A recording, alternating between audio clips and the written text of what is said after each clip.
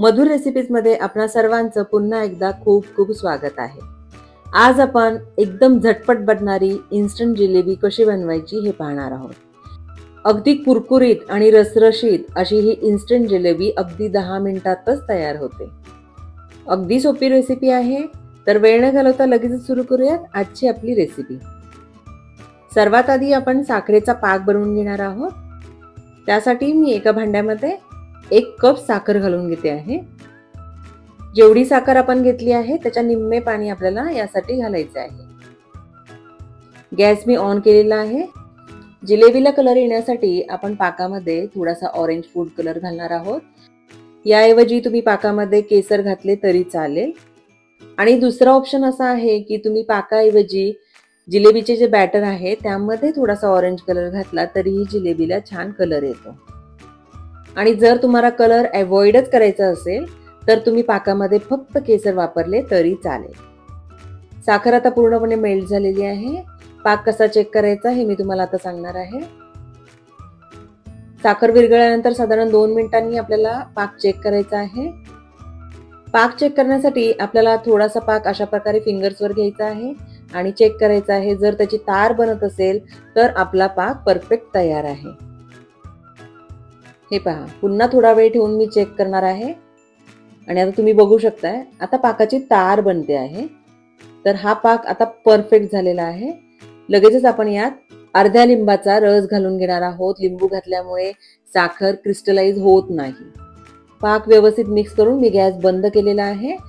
आता आपला पाक तयार झालेला आहे। आपण जिलेबीचे बॅटर तयार करून घेऊया। जिलेबीचे बॅटर तयार करण्यासाठी मी अशा प्रकारे एक भांडे घेतलेले आहे। त्यावर एक चाळणी ठेवलेली आहे आणि त्यात आपण 1 कप मैदा घालून घेणार आहोत। मैदा आपण चाळून घेणार आहोत। त्यातच आपण पाव कप दही घालून घेणार आहोत। जेवढा आपण मैदा घेतलेला आहे त्याच्या पावभाग आपल्याला दही वापरायचे आहे। त्याचबरोबर आपण इथे 1 टीस्पून बेकिंग पावडर घालून घेणार आहोत। हे सर्व इन्ग्रेडियंट्स आता आपल्याला व्यवस्थित मिक्स करून घ्यायचे आहेत आणि थोडे थोडे पाणी घालून आपल्याला याचे एकसारखे बॅटर तयार करून घ्यायचे आहे। बॅटर आपल्याला व्यवस्थित मिक्स करायचे आहे। मैद्याच्या गुठळ्या अजिबात होऊ द्यायच्या नाहीयेत। आपल्याला हे बॅटर जास्त घट्ट नको आहे किंवा जास्त पातळही नको आहे। आपल्याला अगदी मीडियम कन्सिस्टन्सीचे फ्लोइंग कन्सिस्टन्सीचे बॅटर आपल्याला हवे आहे।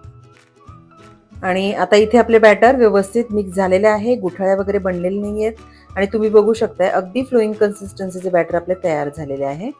आता आपल्याला हाताच्या सहाय्याने हे बॅटर पुन्हा छान फेटून घ्यायचे आहे, ज्यामुळे बॅटर छान फ्लफी बनणार आहे आणि त्यामुळे आपली जिलेबी खूप हलकी बनणार आहे। आणि मी इथे बॅटर छान फेटून घेतलेले आहे। छान फ्लफी बनलेले आहे आपले बॅटर आणि अगदी परफेक्ट असे फ्लोइंग कन्सिस्टन्सीचे बॅटर इथे तयार झालेले आहे आणि यात एअर बबल्सही बनलेले आहेत, त्यामुळे जिलेबी खूपच हलकी बनणार आहे। हे बॅटर बनवण्यासाठी साधारण पाऊण कप पाणी मी यूज केलेले आहे, 3/4 कप। जिलेबी बनवण्यासाठी मी इथे अशा प्रकारे पाइपिंग बॅगचा वापर करणार आहे। आता आपल्याला हे बॅटर या पाइपिंग बॅग मध्ये ट्रान्सफर करून घ्यायचे आहे। आपण इथे बॅटर बनवण्यासाठी बेकिंग पावडरचा वापर केलेला आहे। शक्यतो फ्रेश बेकिंग पावडरचाच वापर करा। बेकिंग पावडर ऐवजी तुम्ही इथे 1 चमचा इनो फ्रूट सॉल्टचा वापरही करू शकता। बॅटर मी इथे पाइपिंग बॅग मध्ये ट्रान्सफर करून घेतलेले आहे आणि ही पाइपिंग बॅग मी अशा प्रकारे रबरच्या सहाय्याने बंद करून घेतली आहे। आता आपण जिलेबी बनवणार आहोत। त्यासाठी मी अशा प्रकारचे पसरट भांड्यामध्ये ऑइल गरम करायला ठेवले आहे आणि पाकही आपण लगेच तयार ठेवलेला आहे। जिलेबी तळून झाली की लगेचच आपल्याला ती पाकात सोडायची आहे आणि अशा प्रकारे आपल्याला याची जिलेबी बनवून घ्यायची आहे। अगदी व्यवस्थित जिलेबी बनत आहे। बॅटर आपले एकदम परफेक्ट बनलेले आहे। ही जिलेबी आपल्याला मध्यम आचेवरच छान कुरकुरीत फ्राय करून घ्यायची आहे। जिलेबी तेलामध्ये थोडा वेळ होऊ द्यायची आहे आणि त्यानंतरच आपल्याला ती पलटी करायची आहे। आणि इथे आपली जिलेबी छान फुलून आलेली आहे। जर तुम्ही फ्रेश बेकिंग पावडर वापरली नाही तर जिलेबी फुलणार नाही, ती चपटी होईल। जर तुमची जिलेबी चपटी होत असेल तर तुम्ही काय करा, बॅटर मध्ये थोडासा चिमूटभर सोडा घाला आणि त्यानंतर त्याची जिलेबी बनवा, म्हणजे अगदी परफेक्ट जिलेबी तयार होईल। आणि इथे आपली जिलेबी छान फ्राय झालेली आहे। जास्त आपल्याला ती ब्राउन नाही करायची आहे। लगेचच आपण ही जिलेबी पाकामध्ये ट्रान्सफर करायची आहे आणि तुम्ही बघू शकता जिलेबी पाक लगेचच सोक करत आहे. जिलेबीचा कलर लगेचच चेंज झालेला आहे. साधारण 2 मिनिटे ही जिलेबी पाकात डिप करून ठेवायची आहे आणि लगेचच आपल्याला ती काढून घ्यायची आहे. आणि तुम्ही इथे बघू शकताय अगदी रसरशीत अशी जिलेबी इथे तयार झालेली आहे. आपण अशा प्रकारे चाळणीत ही जिलेबी काढून घ्यायची आहे, ज्यामुळे एक्सेस पाक जो आहे तो निघून जाईल.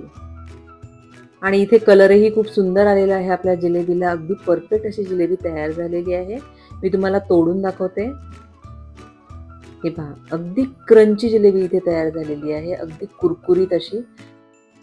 आणि इथे तुम्ही पाकही बघू शकता. जिलेबीने अगदी आतपर्यंत पाक सोक केलेला आहे आणि अगदी रसरशीत अशी जिलेबी आपली इथे तयार झालेली आहे.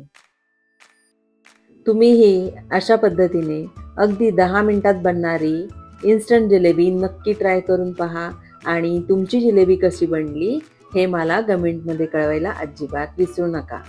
जर तुम्हाला माझी ही रेसिपी आवडली असेल तर व्हिडिओला लाईक आणि शेअर करा. त्याचबरोबर जर तुम्ही अजूनही माझ्या चॅनेलला सबस्क्राईब केलेले नसेल तर प्लीज सबस्क्राईब बटन प्रेस करा आणि बेल आयकॉन प्रेस करायलाही विसरू नका, ज्यामुळे माझ्या नवीन रेसिपीचे नोटिफिकेशन्स तुम्हाला मिळतील आणि माझे नवीन रेसिपीज तुमच्याकडून मिस होणार नाही. लवकरच भेटूया अशाच एका नवीन रेसिपी बरोबर.